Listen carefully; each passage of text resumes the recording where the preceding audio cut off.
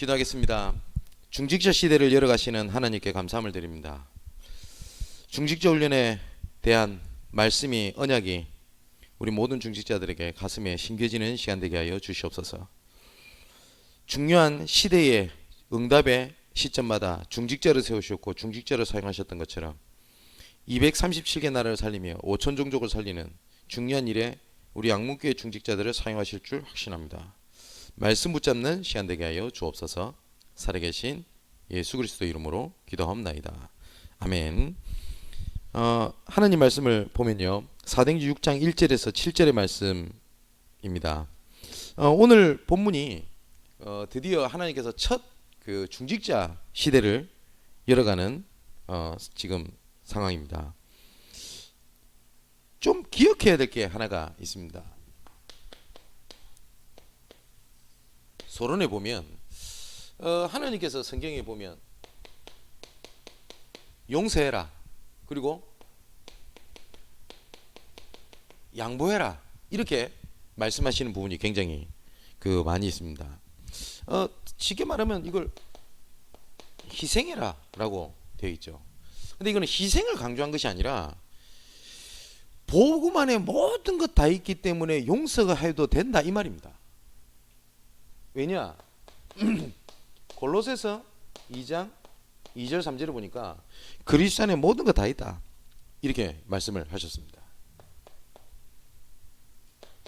빌립보서 1장 9절 10절에 보면 그래서 지극히 사는 것을 분별하라고 되어 있는데, 내가 조금만 내가 힘들다, 어렵다, 그 갈등이 있다, 그리고 억울하다, 이런 상황에서 지극히 선한 것을 복음의 일을 선택을 할 때 어떤 일이 벌어지냐? 흑암이 무너지는 겁니다. 왜 우리가 사람을 용서하라고 되어 있냐? 흑암을 무너뜨리기 위해서인 겁니다. 성경에 인물들이 많이 있겠습니다만 딱 한 사람을 예를 들면 창세기 13장 1절에서 18절을 보니까 아브라함 얘기가 나옵니다. 근데 이 아브라함이 언약을 잡아요. 그리고 하나님이 부르신 사람이 확실합니다. 그런데 이 아브라함이 하나님의 말씀을 조금 어떻게 듣냐면 내 현실과 딱 타협을 하는 겁니다. 어떻게 타협을 하냐? 하나님께서 내 씨로 말미암아 네 만방의 복을 얻도록 하겠다, 이 말을 안 믿은 게 아니에요. 믿었어요. 그런데 내 현실이 뭐냐면 나는 자녀를 출산할 수 있는 여러 가지 신체적인 이런 능력이 되지만 자기 아내가 사라가 신체적인 능력이 없는 겁니다. 그러니까 내가 생각했을 땐 아브라함 생각했을 때 어떻게 하냐? 네 씨로 말미암아 네 구원을 받으라고 안 됐냐? 라고 하니까 이거를 내 현실과 상황을 가지고 얘기를 하는 거예요. 말씀은 우리 현실을 넘어서는 하나님의 능력인데, 그래서 어떻게 타협을 딱 하냐? 조카 롯이 딱 나옵니다. 그래서 이 조카 롯을 데리고 이제는 어떻게 하냐? 내 씨를 대리해야 되겠다. 왜냐? 내 조카니까, 같은 피니까. 근데 하나님 보실 때는 이게 어떻게 보면 내 현실과 상황에 맞게 딱 정확하게 말씀을 붙잡은 것 같잖아요. 근데 하나님 보실 때는 불신앙인 겁니다. 그래서 하나님께서 뭐라고 말씀하시냐? 네 조카 롯을 내보내라 라고 말씀하신 거예요. 그냥 우리가 그냥 내보냈다 생각하지만 그 여러 가지 롯의 아브라함의 상황과 여러 감정을 생각해 보세요. 자기 조카를 버리라고 하는 건데, 그죠? 그래서 롯을 내보낸 장면이 창세기 13장에 이렇게 나와지게 됩니다. 근데 여기서 14절부터 이렇게 되어 있습니다. 뭐라고 되어 있냐? 롯이 아브라함을 떠난 후에 라고 되어 있거든요. 무슨 말이죠? 타협하지 않았다는 거예요. 지극히 사는 것을 분별하고 했을 때 용서하고 양보하고 조금 희생한 것 같은데 뭐예요? 그러니까 롯을 내보낸 거 아닙니까? 롯이 아브라함을 떠난 후에 이렇게 되어 있습니다. 뭐라고 되어 있냐? 롯이 아브라함을 떠난 후에 여호와께서 아브라함에게 이르시되 너는 눈을 들어 너 있는 곳에서 동서남북과 그리고 동쪽과 서쪽을 바라보라. 보이는 땅을 내가 너와 내 자손에게 주리니 영원히 이르리라. 내가 내 자손이 땅에 티끌 가깝게 하리니 사람이 땅에 티끌을 능히 셀 수 있을진데 내 자손도 세리라. 너는 일어나 그 땅을 종과 행으로 두루 다녀보라. 내가 그것을 내게 주리라. 이에 아브라함이 장막을 옮겨 헤브론에 있는 마므레 상수리 숲으로 이르러 거주하며 거기서 여호와를 위하여 제단을 쌓았더라라고 되어 있습니다. 그러니까 아브라함이 실제적인 응답을 언제 딱 받게 됐냐? 내 현실, 내 상황, 타협하던 거 있죠. 이거를 버린 겁니다. 그러니까 롯이 아브라함을 떠난 후에라고 되어 있거든요. 그러니까 아브라함이 여러 가지 응답을 받았다, 증거를 받았다, 가병 18명을 거느렸다. 이 모든 응답이 있는데 그게 전부 다 뭐냐면 서론. 아브라함을 향해서 하나님의 본론에 대한 얘기를 이때 하신 겁니다. 뭐냐? 롯이 아브라함을 떠난 후에 뭐죠? 복음에 대한 선택을 한 이후에 네 모든 것을 바라봐라. 네 씨가 모든 만방이 복으롭게 하겠다. 그리고 너를 가나안 땅에 들어가게 하겠다. 뭐죠? 오실 메시아를 얘기를 한 겁니다. 이처럼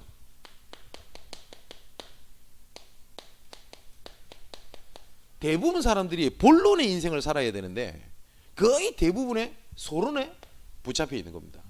그래서 오늘 본문의 사도행전 6장 1절 7절을 보니까 이 초대교회가 굉장히 많이 어려웠거든요. 그러면 구제도 필요하고 뭐도 필요하잖아요. 우리는 거 있지 않습니까? 우리도 사람이기 때문에 이것도 필요하고 저것도 필요하고. 예, 맞아요. 그런데 거의 대부분 그거는 서론. 근데 이 서론에 붙잡혀가지고 중직자들이 거의 대부분을 못하는 겁니다. 거의 현장에서 중직자들을 만나보면 거의 어떻게 하고 있냐?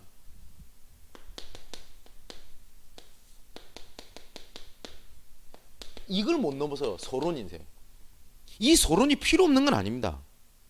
근데 이 서론이라는 거는 있어도 되고 없어도 돼요. 근데 이 서론은 결국은 뭘 말하는 거냐? 이 본론을 얘기를 하려고 서론이 있는 거거든요.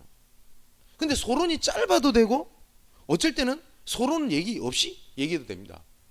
우리 글을 쓸 때요. 또 얘기를 할 때. 근데 본론의 이야기를 조금 좀 풀어가기 위해서 어쩔 때는 서론을 길게 얘기할 수도 있어요. 뭐 길든 짧든지 간에 이 서론은 결국은 두 번째 본론 인생을 뒷받침하기 위한 발판이지 이게 모든 것이 아니거든요. 근데 아브라함이 보세요. 어떤 응답을 받았다, 어떤 것을 축복을 받았다, 전부 다 뭐냐? 서론입니다. 어떤 서론 인생에 거의 벗어나야 되냐? 거의 대부분 과거의 서론에서 거의 벗어나 있어요. 우리는 이거는 복음을 떠나서 현실을 생각해도 우리는 현재를 살아가잖아요. 그리고 불신자들도 과거 거 뒤를 쳐다보지 않고 뭐 허황된 야망이든 뭐든 앞을 보고 계속 쫓아갑니다. 현재를 사는 것 같지만 미래를 놓고 오늘을 살아가요.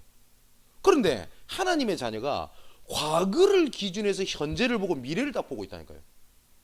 거의 이 과거에 대한 이 상처가 내가 예전에도 그랬으니까 지금도 그렇고 내가 어떻게 살아야 되나 이러고 앉아 있는 겁니다.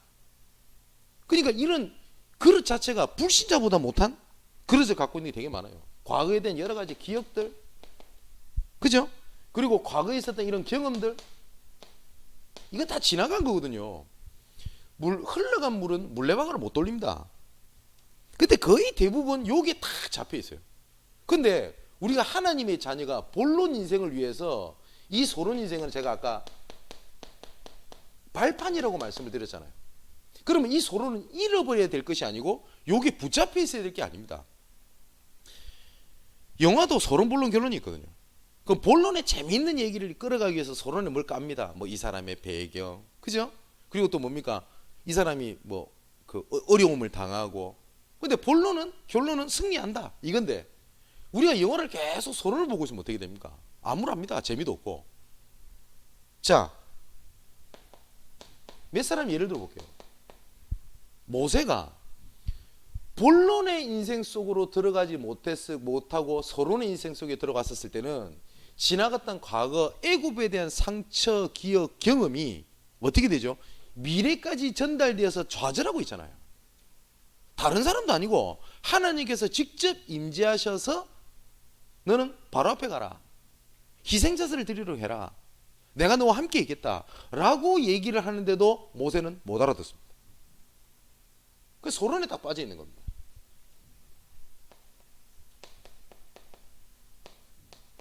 다윗이 어느 날 하나님께서 본론 인생으로 이끌어 가시기 위해서 뭐라는 거냐? 작은 것을 하나님께서 준비를 하게 하셨어요. 어마어마하게 큰 것도 아닙니다. 시편 78편 70절 72절에 보니까 마음의 성실함과 손의 견고함으로 길렀다라고 되어 있거든요. 이 작은 게 여러 가지가 있겠습니다만은 그런 거 있겠죠. 예를 들어서 물맷돌 던지는 거. 물맷돌 던지는 것이 나중에 하나님께서 블레셋을 무너뜨리고 블레셋을 해방시키고 이것이 나중에 나아가 왕이 되며 나중에 왕이 돼가지고 성전을 짓고 다윗이 알고 있었을까요? 아닙니다. 그냥 맡은 지금 이 일에 성실한 겁니다. 근데 이 작은 것인데 하나님은요, 본론의 인생의 발판으로 하나님이 딱 만들어버린 거예요. 모세가 갖고 있던 상처가 누구보다도 애굽의 상황을 잘 알고, 맞죠? 현장을 너무너무 잘 아는 서론의 발판이지 그게 묶여있을 게 아니었다고요. 내가 알코올이라고 하든 진짜 중독이라고 하는 상처 속에 있었다. 이거를 본론 인생으로 가져가게 되면 이 알코올 중독의 경험과 상처가 나를 죽이는 것이 아니라 하나님께서 그 배경에 발판으로 하나님 사용해 버리는 거예요. 남이 봤을 때 야, 이거 다른 사람은 이런 고난을 안 당하는데 왜 나는 이렇게 고난을 당하나? 아니, 다른 사람은 평범하게 사는 것 같은데 왜 나는 이러나? 라는 생각이 들면 두 가지 생각이 돼요. 첫 번째, 본인이 힘들면요, 세상의 비련의 주인공은 세상에서 내가 제일 불쌍해 보여요. 그게 첫 번째 속는 거고, 두 번째 서론입니다. 그 부분에 답을 얻었다. 그 부분에 답을 줄 수 있는 뭐냐? 유일한 사람, 유일성입니다. 하나님은 모세를 출애굽의 유일한 사람으로 하나님 불렀어요. 자, 보십시오. 조금 무거운 인물입니다. 호세아입니다. 하나님께서 호세아에게 말씀하신 게 있죠. 저 길거리에 있는 창녀를 아내로 받아들이라는 겁니다. 이때 당시에 목회자입니다. 어떨까요? 그죠? 근데 이 호세아가 하나님의 가슴을 가지고 하나님의 중심을 가지는 발판이었어요. 아, 이스라엘 백성들이 이렇게 하나님을 떠나 있는 거구나. 영적인 음란에 빠져 있는 거구나. 그겁니다. 제가 잘 아는 그 목사님이 있는데 저는 굉장히 친해요. 근데 기도해 달라고 제가 말씀을 드린 겁니다. 누군지는 제가 말씀 못 드리겠습니다만은 너무너무 전도운동에 앞장서고 응답 많고 이런 사람. 근데 오랜만에 만나가지고 이런저런 얘기를 하는데 네, 너무 충격적인 얘기를 하는 거예요. 사모님하고 갈등이 있는데 내가 조금 이런 얘기를 했거든요. 사모님이랑 조금 좀 사이가 좀 좋아 보인다고 요새. 얘는 안 좋았거든. 나는 그냥 사이가 안 좋은 줄 알았어요. 그랬더니 씩 웃어요 그냥. 뭐 똑같다 이 얘기를 하더라고요. 보니까 이 사모님이 단 한 번도 자기 자녀의 밥을 차려준 적이 없을 만큼 정신적 문제가 있는 거예요. 저는 몰랐어요. 심지어 본인 앞에서 자살하겠다고 손목을 꺼버리고 이게 두세 번. 그래서 목사님이 사모님을 걸쳐 업고 응급실 가고 그건 난리를 치는 거예요. 너무너무 힘들더랍니다. 근데 뭐라고 딱 고백을 하냐? 그 사람을 보면서 진짜 영적 문제를 자기는 뼈저리게 느꼈대요. 보고만 하면 안 되는구나. 이게 현장을 갈 수 있는 하나님의 동력이 됐다. 그래서 제가 너무 마음이 아파가지고 제가 끌어안고 이런 얘기를 했어요. 다른 사람도 아니고 내한테는 이 얘기 해야 되지 않냐고. 그랬더니 웃으면서 뭐라 하냐면 아니 얘기한다고 뭐 내를 해결해 줄 수 있나 이래요. 그래서 나는 힘들거나 문제가 아니야. 이게 하나님이 굉장히 발판이야. 그래서 씩 웃으면서 했던 말이 뭐냐면 호세아보다 낫잖아 이러더라고. 그렇구나. 자, 바울이 가지고 있던 여러 가지 상처가 있겠죠. 일평생 붙잡고 나름대로 메시아가 아니라고 붙잡고 있었던 게 있습니다. 바리새인들. 그죠? 이게 한순간에 뒤흔드는 사건이 딱 벌어진 겁니다. 어떤 사건이 벌어졌냐? 다메섹에서 그리스도를 만난 겁니다. 근데 그리스도를 만나서 감사하다 하지만 바울의 입장에서는 일평생 붙잡고 자기가 알고 있었던 모든 근본이 흔들려 버리는 사건이 오게 된 겁니다. 바울에게는 분명히 혼란이 왔을 거예요. 와, 지금까지 바리새인 중에 바리새인, 그죠? 베냐민 지파, 가말리엘 문화세, 나름대로 자부심이고 모든 기질이고 뼈다라고 했던 것이 바울이 한순간에 다 무너져 버린 거예요. 내가 지금까지 복음인 줄 알고 달려왔는데 내가 지금까지 복음 뭐 몰랐구나. 근데 억울함, 상처. 우리 다락방에서 그런 거 되게 많았거든요. 지금은 좀 그런 게 좀 덜합니다만 막 기존에 막 욕을 막 했어요. 이해됩니다. 상처. 내가 지금까지 복음 몰랐다. 저도 합숙을 딱 가고 난 다음에 첫 마디가 뭐 딱 첫 마디와 두 마디를 하나님 앞에 고백했는데 첫 번째가 하나님 오늘 죽어도 좋습니다. 였어요. 왜냐? 복음 알았으니까. 너무 행복한 거예요. 두 번째, 지금까지 내가 교회 속았구나. 복음을 들어본 적이 없는 거예요. 바울이 어땠을까요? 근데 그게 상처로 남아 있었다면 교회를 비판하고, 맞죠? 바리새인을 비판하고 쳐다보기도 싫고 이랬을 거예요. 근데 바울은 이방인을 위하여 부름받은 사도였지만 유대인에게도 영향을 줬던 유일한 사도입니다. 이게 뭐냐? 발판이 됐다는 거예요. 현재에 있는 서론은 뭐냐? 문제가 생기면 이거는 하나님께서 새로운 시스템을 준비하는 하나님의 응답이지 갈등이 아닙니다.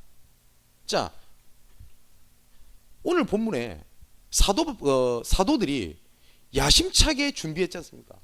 우리 생명 걸고 이제 복음 전해야 되겠다. 제자 세워야 되겠다. 그죠?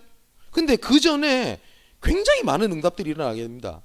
사도행전 5장 24절에 뭐라고 되어 있냐? 그들이 날마다 성전에 있든지 집에 있든지 예수는 그리스도라고 가르치와 전도하기를 그치지 아니하니라. 전도가 안 됐던 것도 아닙니다. 계속 전도도 한 겁니다. 그런데 교회 내부에서 현실은 어땠냐? 구제 문제 때문에 싸우고 앉아있네요. 이 사도들 마음이 어땠을까요? 생각 한번 해보세요. 뭐 제가 그렇다는 건 아닙니다만은 제가 교회 와가지고 열심히 현장 뛰다가 주일날 또 교회 왔는데 복음에 관심 없고 네가 돈 많이 벌었니 내가 돈 많이 벌었니 상처받냐 이러고 앉아있네요. 그럼 사도들이 얼마나 괴리감을 느꼈을까요? 아 이거 진짜 해야 되나? 그 생각 안 들었을까요? 그때 사도 바울이 딱 사도들이 붙잡았던 게 있습니다. 중직자 시스템이었어요. 야 이제 이런 것들은 중직자를 맡기는 거다. 그래놓고 뭐냐 우리 현장으로 간다. 이렇게 했더니 7절에 뭐라고 되어 있죠? 하나님의 말씀이 점점 왕성하여 예루살렘에 있는 제자의 수가 더 심히 많아지고 허다한 제사장의 무리도 이도에 복종하니라. 어떤 일이 일어납니까? 그전에는 제자라는 말이 별로 안 나와요. 복음을 들었다라고 나오는데 이 갈등이 새로운 시스템을 만들었을 때는 어떤 일이 벌어져요? 수많은 제자들이 나중에는 어떻게 됩니까? 제사장의 무리도 이도에 복종하니라. 그러니까 현재 있는 문제는 본론의 인성으로 가고 시스템을 만드는 서론이지 발판이지 문제 아니라는 겁니다. 또 세 번째 미래입니다. 걱정하지 마십시오. 우리 말씀 들었죠?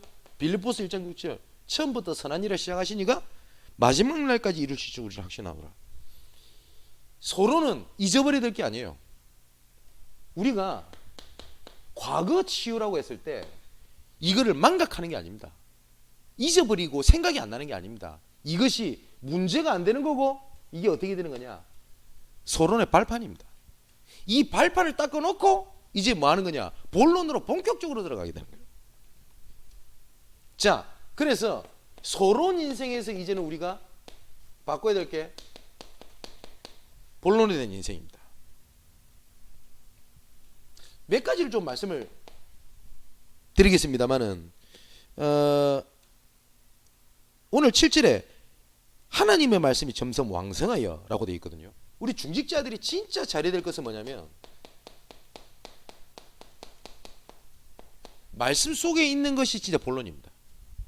근데 이런 갈등이 올 겁니다. 말씀 들어도 안 되는구나. 그리고 말씀을 들어도 난 변화되는 게 없구나 라는 생각이 들어요. 한번 잘 한번 생각해 보세요. 성경에 많은 수많은 기적들이 나오죠. 근데 수많은 기적들이 나올 때 하나님께서 꼭 하신 게 있습니다. 예수님의 말씀으로 인하여 증거 기적들이 일어납니다. 그건 확실하죠. 근데 성경에 나오는 가장 큰 기적과 가장 큰 응답과 그게 뭐라고 생각합니까? 살아 돌아온 거예요? 사람이? 아닙니다. 예수께서 십자가 못 박히실 때입니다. 근데 희한하죠. 예수님께서 십자가 못 박히실 때는 누가복음에 보니까 뭐라고 돼 있냐, 예수께서 아무 말씀을 안 하시고 입을 닫으셨다고 돼 있어요. 어쩌면 말씀을 붙잡았는데 아무 말씀이 없으시고 응답이 없다, 더 큰 하나님의 계획이 준비되어 있다는 하나님 사인입니다. 근데 우리는 자꾸 어떻게 생각하냐, 뭘 자꾸 이루어야 된다고 생각한단 말이에요. 여기에서 우리가 좀 5가지는 좀 기억하셔야 돼요. 말씀 속에 있다는 말은 아까 서론에 말씀드렸던 것처럼 복음 빼고는 전부 다 양보하십시오. 다른 것은 절대 사단과 타협하지 마십시오. 누가 예를 들어서 왼쪽 밤을 때리면 오른쪽 밤도 대라 안 합니까? 그리고 오른쪽에 있는 주머니에 있는 거 누구 훔쳐가 왼쪽까지 줘버리는 거예요. 그런데 다른 거는 정말 양보하면 안 됩니다. 뭐냐? 복음에는 양보하면 안 돼요. 복음의 자리, 복음의 흐름에 있어야 되겠다라고 하는 것은 막 양보해버리는데, 내가 상처받았다, 내가 문제가 있다, 기분이 나쁘다, 내 감정은 어떡하냐, 이 서론을 붙잡고 본론을 다 놓쳐버리는 겁니다. 다 양보해도 괜찮아요. 전부 다. 이걸 보고 성경에 우리가 그토록 많이 듣는 138이라고 그래요. 이러면 이 속에 있으면 하나님께서 인생 전체를 두고 나를 이끌어 가시는 걸 말씀하실 겁니다. 이걸 보고 인생 포럼을 하는 겁니다. 우리 후대들에게 뭘 굉장히 많은 얘기를 하고 이렇게 합니다만은 그보다 더 중요한 게 있어요. 증인으로서 얘기를 할 때 훨씬 더 영향력이 있습니다. 생각해 보세요. 우리 랩런트들이 말씀에 앉아 있는데 도대체 이게 무슨 말씀인지, 어쩔 때는 진짜 맞나? 나는 되나? 이렇게 갈등하고 있는 거예요. 그런데 우리 교회 장로님을 보고 권사님을 봤더니, 아, 저분 보니까 진짜 하나님 살아계시는구나. 근데 저분 얘기하는 거 보니까 예전에 강단에서 말씀하신 걸 가지고 쭉 인도받은 얘기를 하는 거예요. 랩런트에 그때 변하는 거예요. 그걸 보고 뭐라고 그러냐? 포럼이라고 얘기를 합니다. 중직자들은 어떤 것이든지 간에 올바른 흐름 속에 있어야 돼요. 어떤 흐름 속에 있어야 되냐? 우리 전체 방향, 그리고 강단의 방향, 현장에 대한 방향입니다. 이 흐름 속에 있으면 하나님께서 끌어가십니다. 성경을 잘 보세요. 성경에는 반드시 2가지 흐름이 있습니다. 복음에 대한 흐름이 있어요. 안 적어도 알겠죠? 창세기 3장 15절에 이 복음이 아브라함, 이삭, 야곱, 요셉 계속 전달이 됩니다. 그리고 출애굽기 3장 18절에 이 복음의 흐름이 모세, 요수아, 갈렙 이런 사람들 흐름을 통해 가지고 애굽을 정복합니다. 이사야 7장 14절에 이 복음의 흐름이 그 성전, 이 성전 회복하는 거, 이런 거 중심으로 하나님께서는 포로에서 해방시키십니다. 마태복음 16장 16절에 이 복음에 대한 흐름이 초대교회를 통해 가지고, 그죠? 예루살렘과 온 유대와 사마리아와 땅끝까지 이르러 내 증인이 되리라 하시니라. 이게 계속 흘러가는 거예요. 이 복음이 흘러가는 것마다 하나님은 반드시 말씀을 주셨습니다. 성경이 뭐라고 되어 있냐? 바울에게도 주의 사자가 어젯밤에 내 곁에 서서 이르되, 말씀을 주셨다 이 말입니다. 맞죠? 중요한 일이 사도행전 2장에 보니까 이 저들이 술이 취한 것이 아니라 요엘서의 말씀이 성취된 거다. 이 말씀에는 반드시 흐름이 있다고요. 이 말씀의 흐름을 반드시 하나님께서는 교회를 통해서 이루어 가십니다. 그렇다면 이 사단이 이거를 알고 어떻게 하냐? 말씀 속에 있는 것을 무너뜨리게 하기 위해서 요거 딱 무너뜨려 버리는 거예요. 아니면 방향을 딴 데로 잡는 겁니다. 응답이 있니 없니, 되니 안 되니, 이러고 앉아 있는 거예요. 이 흐름 속에서 조금만 내가 믿음에 대한 생각, 믿음에 대한 고백, 이게 사람을 살려내는 거예요. 그리고 마지막 5번째, 말씀 속에서 여기 계신 우리 장로님들을 포함해서 우리 권사님들, 우리 중직자분들이 저랑 여러 가지를 결정할 일이 굉장히 많을 겁니다. 저랑 굉장히 문제 가운데 우리가 결정해야 될 것도 있습니다. 어쩔 때는 가슴 아프고 정말 선택하기 곤란한 일들이 막 생길 겁니다. 이때 어떤 결정을 하냐, 그거거든요. 그러면 세상적으로 봤을 때 하지 말아야 될 게 있습니다. 근데 하나님 보실 때 불신앙인 게 있어요. 세상적으로 볼 때 말도 안 되는 얘기인데 하나님 보실 때는 믿음의 얘기일 수도 있습니다. 잠언 14장 12절에 이렇게 돼 있거든요. 우리가 어떤 길은 사람이 보기에는 바르나 필경은 사망의 길이니라. 세상적으로 봤었을 때 진짜 맞는 길인데 이게 망하는 길이 있다니까요. 근데 쉽게 말하면 이겁니다. 우리가 RUTC를 세울 때 처음에 불신앙 많았습니다. 지금 우리 그 RUTC가 지금 2천억까지 올라갔었을 때 말고 기껏해야 신학교 지금 C동이죠. 그거 하나 건물 할 때 그때가 약 한 50억이 약간 안 됐어요. 저는 아직까지 기억을 해요. 왜냐하면 그 학교를 살 때 제가 연구원 1학년이기 때문에 학교를 다니고 있을 때는 저는 기억을 해요. 그 전에 임마누엘 수양관을 살 때 뭐 10매덕인가 이거를 사라라고 싸게 내놨는데 우리 단체가 못 샀습니다. 돈이 없어가지고. 그래서 그거를 결국은 넘어가게 된 겁니다. 근데 상록수련은 거기서 우리 단체에다 사라 이래 나온 겁니다. 그때 45원기가 그랬습니다. 근데 10매덕도 우리가 돈이 없어서 못 샀는데 45억 살 수 있어요? 말이 안 되는 겁니다. 그죠? 그래서 이것 때문에 말 많았어요. 그때 이게 맞니 틀리니. 그래서 한 구자 그때 뭐 17만 원인가? 그래서 우리 신학생들도 다 내고 이랬다고요. 그때 류광수 목사님께서 하신 말씀입니다. 이런 질문을 많이 한다. 이거 사적인 얘기에서 하는 겁니다. 우리가 이 돈이 있나? 살 수 있겠냐? 우리가 빌릴 수 있겠냐? 이 사람들이 하겠냐? 라는 것을 보지 말고 이것이 하나님 계획이 맞냐 아니라는 걸 봐라. 나머지는 하나님 책임지신다. 저는 류 목사님께서 그 말씀 하시는 게 지금도 가슴에 있어요. 근데 우리는 이 결정이 된다 안 된다 아닙니까? 우리 중직자분들이 저랑 결정할 일이 되게 많을 겁니다. 어쩔 때는 우리가 감당하지 못하지만 해야 될 시간표가 올 수도 있습니다. 우리 치유센터를 짓자. 맞죠? 우리 랩너트에서 우리 RUTC를 시작하자. 여러 가지가. 그러면 이 선택에 말씀 속에서 어떤 선택을 하냐? 이게 중직자들과 저가 해야 될 일입니다. 자, 중직자는 하나님의 선택 속에 있는 사람이 맞습니다. 제가 세운 게 아니라 하나님이 선택하신 사람입니다. 여기 보니까 이렇게 돼 있거든요. 오늘 본문에 보니까 그 3절에 형제들아 너희 가운데서 성령과 지혜가 충만하여 칭찬받는 사람 7을 택하라. 우리가 이 일을 그들에게 맡기겠다 라고 되어 있습니다. 여기 보니까 성령 충만이라고 되어 있습니다. 그러면 선택받은 여러분 중직자들이 지금부터 회복하고 붙잡아야 될 미션입니다. 성령 충만의 나만의 방법을 반드시 빨리 찾으셔야 돼요. 나는 이렇게 성령 충만받는 게 있다. 이게 돼야 돼요.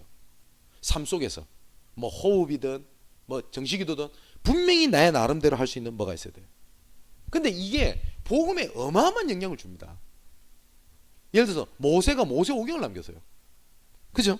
그리고 다윗이 찬양을 하는데 그 찬양이 후대에게 지금까지 복음에 대한 영향을 줄 줄 어떻게 알았겠어요?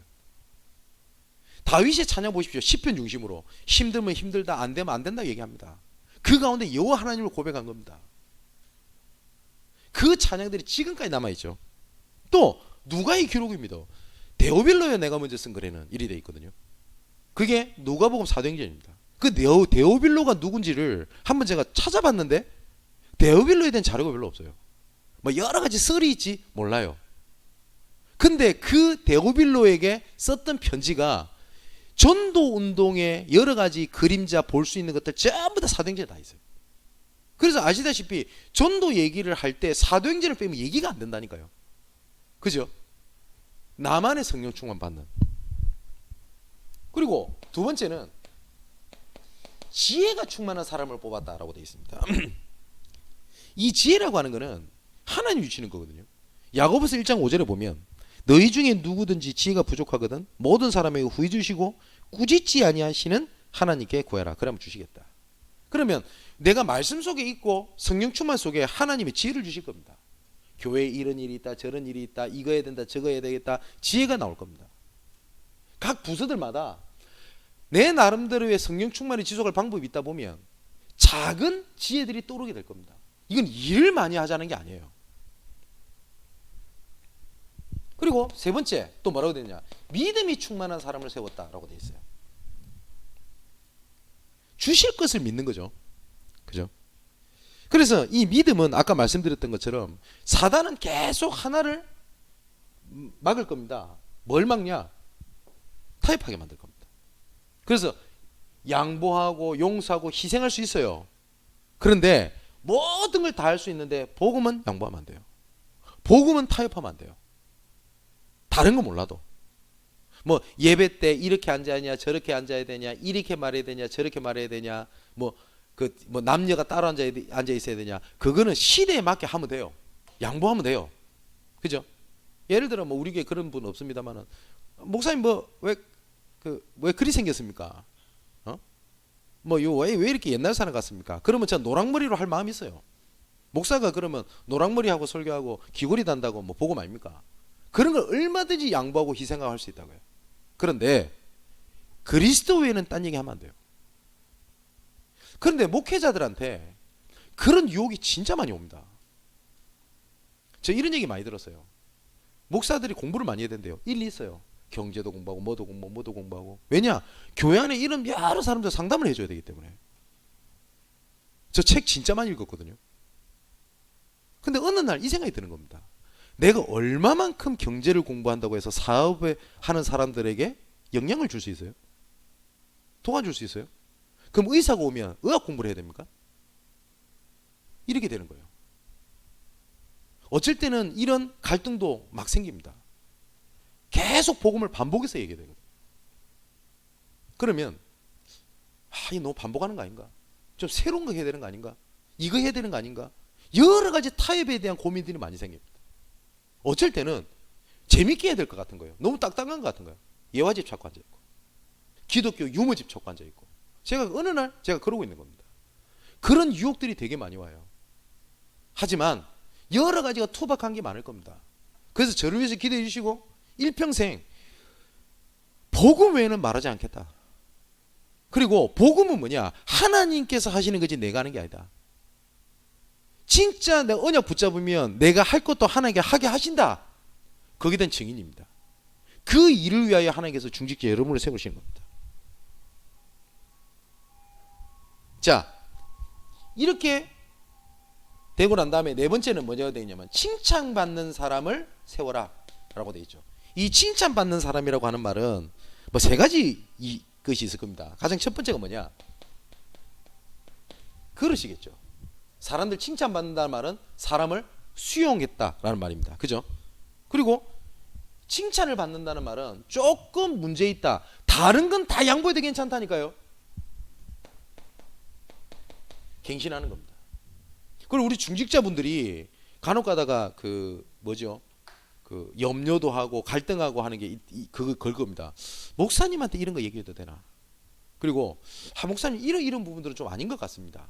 라고 얘기하는 것이 굉장히 부담스럽다는 거 저도 압니다. 그런데 중직자분들이 그 얘기를 저한테 해주셔야 돼요. 저는 완전하지 않거든요. 그럼 간혹가다 이런 얘기 듣습니다. 목사님 조직은 이렇게 해야 됩니다. 이렇게 행정을 하셔야 됩니다. 그 얘기 들으면 제가 그걸 가슴에 담습니다. 그리고 바로 갱신해야 될까 해야 됩니다. 그죠? 그게 칭찬받는 자라는 뜻이에요. 또 칭찬받는 자는 배려를 하는 사람이라는 뜻이거든요. 이렇게 될 때 하나님께서는 본론의 인생에서 하나님께서는 우리 반드시 중직자들을 축복하시게 될 겁니다. 어떤 축복을 하시게 될 거냐? 오늘 7절의 말씀처럼 말씀이 점점 왕성하여 예루살렘에 있는 제자의 수가 많아지고 라고 되어 있거든요. 진짜 하나님께서 우리 중직자들을 향한 말씀이 성취될 겁니다. 저는 자신은 없지만 확신이 있는 게 있어요. 부족한 제가 정말 전도하는 사람이 맞다. 우리 양문교회가 정말 전도하려고 몸부림치는 교회가 맞다. 그 속에서 세워지는 중직자가 맞다면 하나님께서 우리 중직자들의 경제, 중직자들의 가정, 중직자들의 모든 것을 하나님께서 그냥 두시지 않을 거라고 저는 확신합니다. 그냥 저 믿음이 아닙니다. 제가 몇 번 간증을 드렸죠. 내가 전도자가 맞다면 하나님께서 우리 가정과 가문을 반드시 책임지실 거라고 저는 확신이 있었어요. 정말 하나님께서 우리 가정과 가문을 바꾸셨습니다. 근거 있는 확신입니다. 말씀이 그렇게 돼 있어요. 또 하나님께서 계속 사람을 붙일 겁니다. 어떻게 사람을 붙이냐? 나는 생각지도 못했던 사람을 붙이는 거예요. 오늘 본문의 말씀에 그 언약을 딱 붙잡고 난 다음에 어떤 일이 벌어지죠? 바로 문제가 딱 생기는 거예요. 7장에 어떤 일 문제가 생깁니까? 스데반이 돌 맞아 죽네요. 그런 가운데서 돌 맞아 죽으니까 도망가야 될 거 아닙니까? 도망을 갔는데 어디까지 도망을 갔냐? 사마리아까지 도망을 간 거예요. 도망을 간 겁니다. 근데 그 사마리아 지역에서 그 뭐죠? 하나님의 말씀이 성취가 되기 시작하는 겁니다. 이디오페 내시를 만난다든지, 도망을 갔는데 알고 봤더니 그게 뭐냐? 하나님의 말씀 성취라. 참 어떻게 이런 일이 있을 수 있습니까? 복음 몰랐으면 그거 위기고 유랑민족이지, 그죠? 그 일이 사람을 살리고 만나는 일이 딱 벌어지게 될 겁니다. 그때 하나님께서 이디오페 내시를 준비했을 때 누가 합니까? 유대인들이 절대 가지 못하고 관심도 없고 들어가 보지 못하는 노바디, 노웨어, 노웨이, 그 현장이 사마리아인데 그 길을 하나님이 누가 열었냐? 중직자. 다른 사도들이 연 게 아닙니다. 이런 중요한 일 때마다 꼭 나오는 단어가 있습니다. 그게 뭐냐? 중직자가 항상 나옵니다. 모든 일에. 구약, 신약 다 포함해서. 요단강을 건널 때 언약궤를 맨 대제사장, 지금으로 하면 목회자죠. 그 뒤에 가장 먼저 누가 들어왔냐? 유사들. 이 유사들이 먼저 지나갈 때 요단강이 쫙 갈라져요. 중간쯤 씁니다.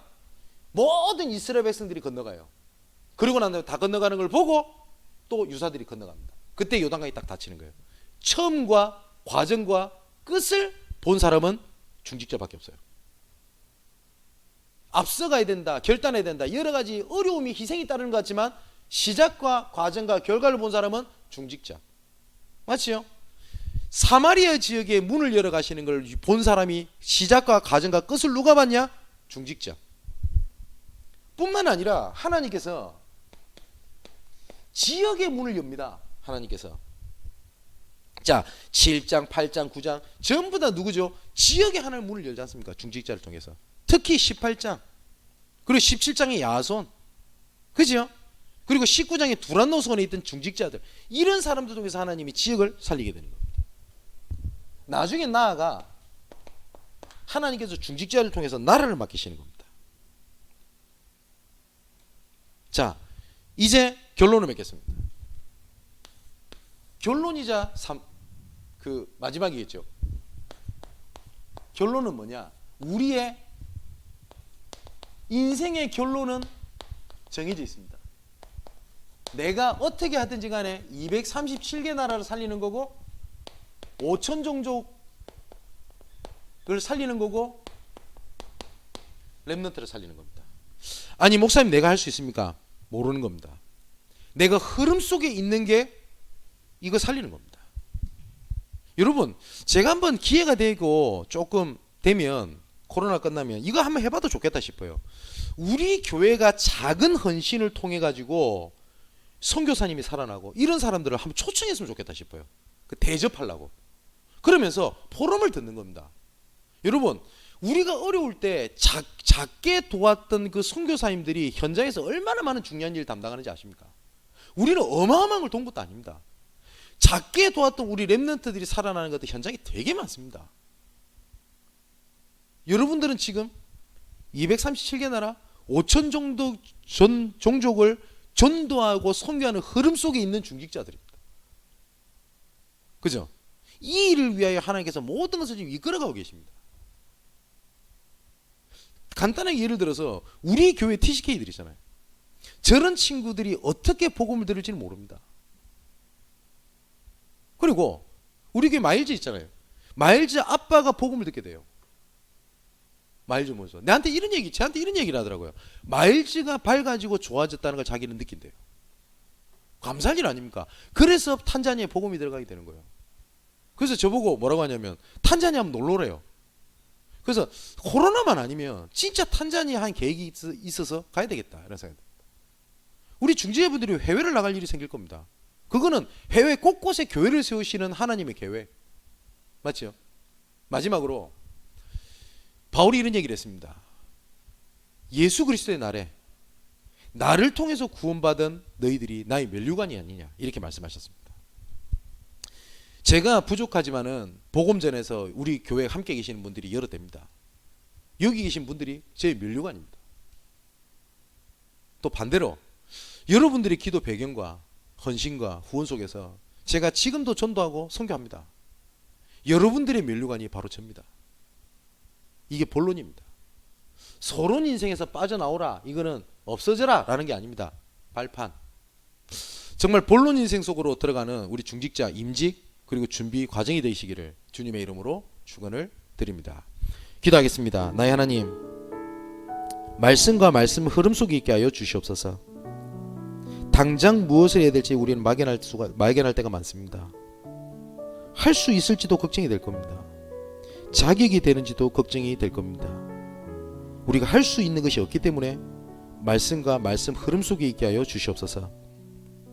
또한 하나님께서 되어지게 하시고자 하는 하나님의 은혜의 자리, 은혜 위치 속에 있는 증인으로 서게 하시고, 문제 앞에서 뒤에 감춰진 응답, 그리고 뒤에 감춰지는 시스템, 뒤에 감춰있는 더 큰 것을 바라보며 작은 것, 필요 없는 것, 지나갈 것에 모든 것을 양보하고 오직 남는 것은 그리스도만 되게 하여 주시옵소서.